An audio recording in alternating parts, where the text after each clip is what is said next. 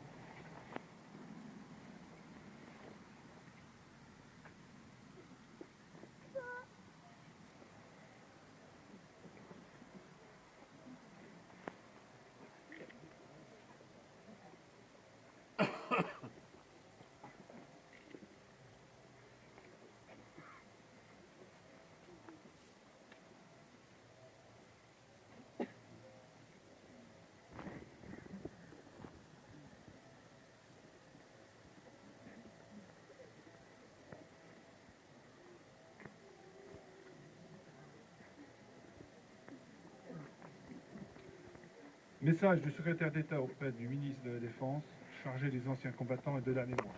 11 novembre 2016. Le 11 novembre 1918 annonçait la fin des combats que personne n'osait plus espérer. Cette date mettait fin au cortège des morts, des blessés, des mutilés, des traumatisés, des veuves et des orphelins qui accompagnaient la Grande Guerre depuis plus de 4 ans. Le centenaire du premier conflit mondial est l'occasion pour les Françaises et les Français de commémorer cette journée avec une émotion particulière, tant cette histoire est liée pour chacune et chacun d'entre nous à une histoire familiale. Commémorer le 11 novembre, c'est répondre à la nécessité du souvenir, de l'hommage aux morts et de l'expression de notre reconnaissance. L'année mémorielle 2017 en sera une nouvelle occasion, alors que nous nous apprêtons à commémorer l'offensive du chemin des Dames, à témoigner notre amitié aux États-Unis, entrés en guerre le 6 avril 1917, et aux Canadiens qui se sont illustrés dans la prise de Vimy le 9 avril de cette même année. Commémorer le 11 novembre, c'est aussi comprendre les droits des anciens combattants, hérités de cette guerre, et l'indispensable structure d'aide, de soutien et d'accompagnement.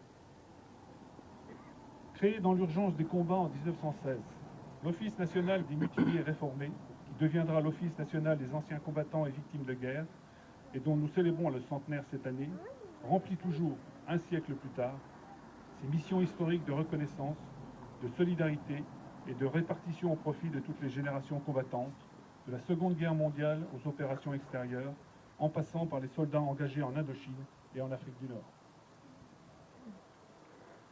Soucieux de pérenniser et d'inscrire dans la pierre l'hommage rendu chaque 11 novembre aux morts pour la France dans les théâtres extérieurs, le président de la République a décidé qu'un monument, dont les travaux seront lancés en 2017 à Paris, sera dédié à ces femmes et à ces hommes qui ont pillé de leur vie leur engagement pour la défense de notre pays et de ses valeurs. Ce futur haut lieu de la mémoire nationale entend témoigner à la jeune génération combattante la reconnaissance éternelle de la nation et rappeler aux Français et Françaises que la liberté dont ils jouissent est aussi due à l'engagement de ces femmes et de ces hommes qui, jusqu'au sacrifice de leur vie, sont prêts à la défendre. Veillons à ce que chacun de nos enfants ne l'ignore en poursuivant l'indispensable travail de mémoire.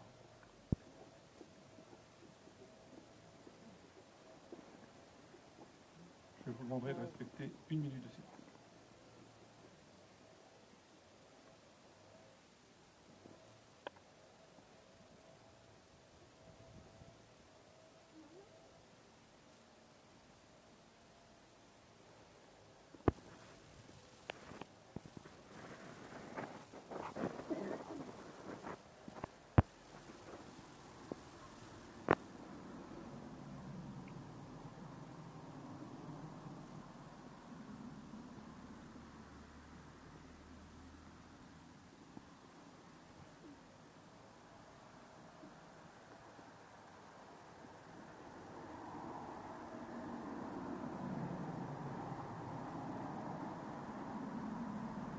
Je vous remercie. Au revoir.